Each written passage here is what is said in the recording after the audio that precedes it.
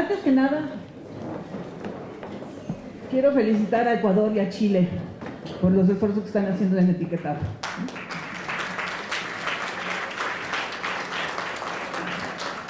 Yo creo que son ejemplos que tenemos que seguir de cerca y que sin lugar a dudas son punta de lanza en los esfuerzos que estamos haciendo en diversos países.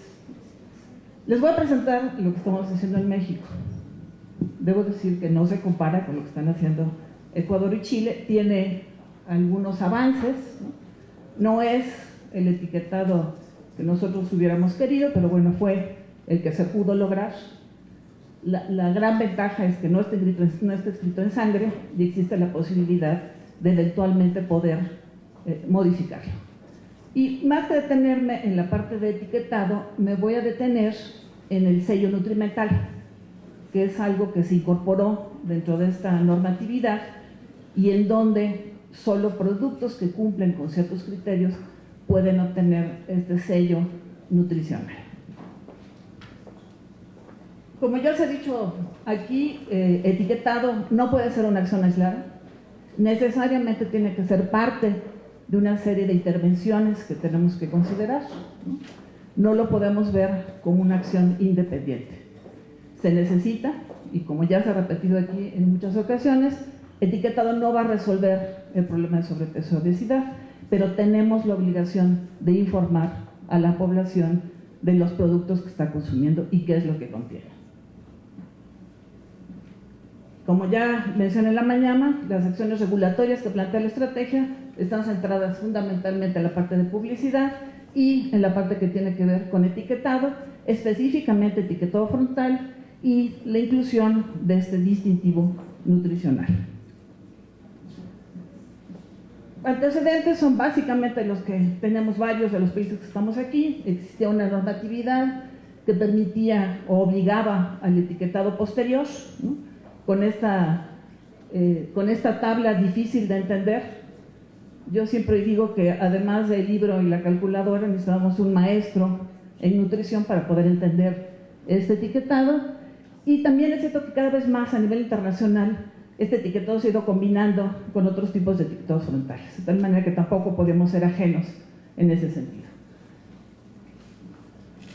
Estaba el reglamento de control sanitario de publicidad, ¿no?, donde se establecía las características que debiera de tener este etiquetado, que por supuesto es obligatorio para todos los alimentos y bebidas, y en donde se definen una serie de características que son, yo diría, bastante similares en varios de los países que estamos aquí presentes, ¿no? Esto se traduce en dos normas, que son las que han estado vigentes hasta hace poco. La 051, que es una norma que se trabaja de manera conjunta con la Secretaría de Economía y en donde Salud tiene una participación, y una que es específicamente de salud, que tiene que ver con productos que son modificados en su composición y en donde se establecen una serie de criterios para denominaciones como light, bajo en, libre de, etc., ¿no? Esa es la normatividad que teníamos. ¿Cuáles han sido las reformas que se han hecho recientemente en México?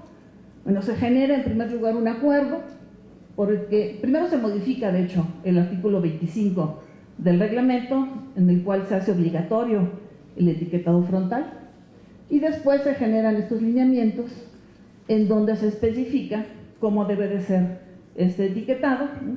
Ahí está el icono que se tiene que utilizar, ¿no? Y se define además cuáles son los componentes a los que se tiene que hacer referencia, ¿no? Se establecen valores de referencia, bases para el cálculo, ¿no? Ahí están definidos, ¿no?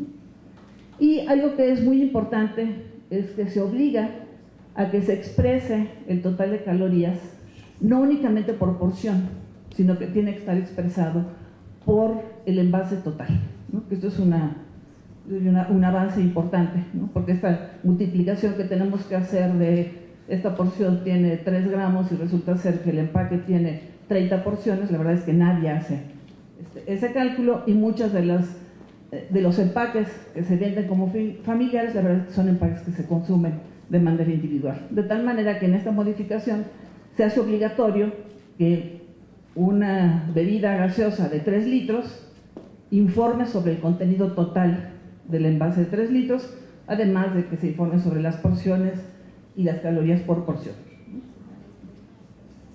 Tienen que seguir este orden: primero grasas saturadas, después otras grasas, azúcares totales, y esta fue toda una discusión de por qué no azúcares añadidas. No voy a entrar en detalles, pero bueno, finalmente quedó azúcares totales, sodio y energía, ¿no? Y necesariamente tiene que tener ese orden no se puede modificar.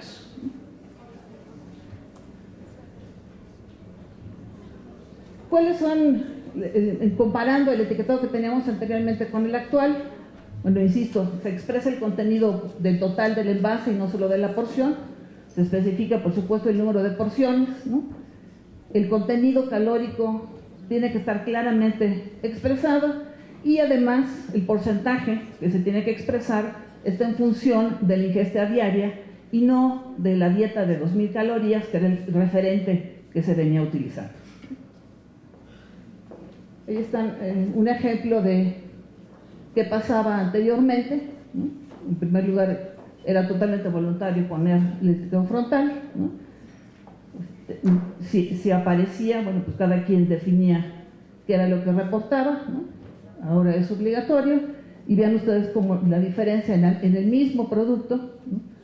En términos de azúcares, por ejemplo, expresado en función de 2000 calorías. En caso de azúcar estamos hablando de un 23%, pero si estamos hablando en función de la recomendación de ingesta diaria, pues ahí estamos hablando de un 350%, ¿no? Por más que sí hay una diferencia importante en términos de cómo se expresa el contenido de cada uno de esos componentes. Otro ejemplo, ¿no? En el caso de grasas, en el caso de sodio, ¿no? Podemos ver que hay diferencias importantes, ¿no? Esta la voy a pasar.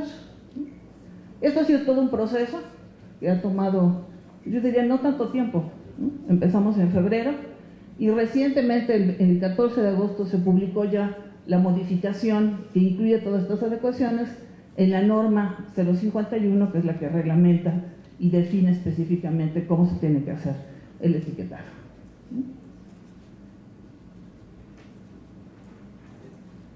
En términos del distintivo nutrimental, esto también está considerado como parte de los lineamientos. Este sí es voluntario, se tiene que solicitar a la agencia regulatoria, que es COFEPRIS en el caso de México, el poder utilizar este sello nutrimental. Se establecieron categorías, estas son las 8 categorías en las cuales existe la posibilidad de otorgar el sello, siempre y cuando cumplan con los valores de referencia que se establecieron. Cada una de estas categorías tiene subcategorías, y en cada subcategoría hay valores con los que se tiene que cumplir.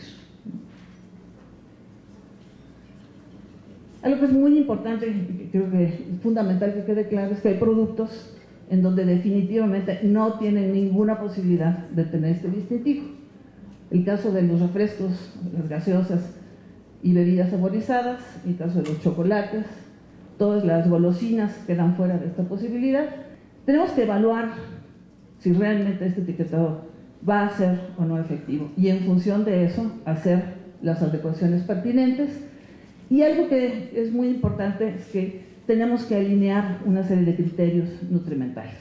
Tenemos criterios para escuelas, tenemos criterios para publicidad, tenemos criterios para etiquetado, ¿no?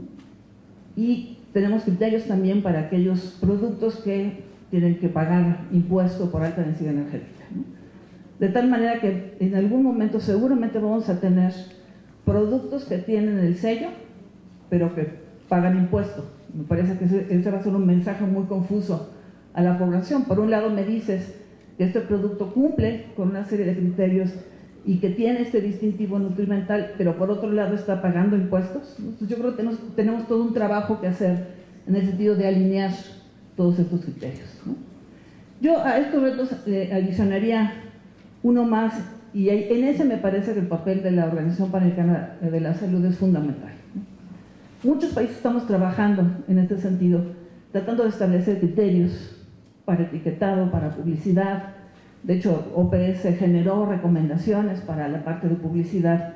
Yo creo que debiéramos de hacer un esfuerzo también por generar recomendaciones en relación a etiquetado, y que las experiencias que están teniendo países como Ecuador y como Chile, e incluso como México, sirvan de base para emitir una serie de recomendaciones y facilitar en otros países la implementación de este tipo de estrategias. Muchas gracias.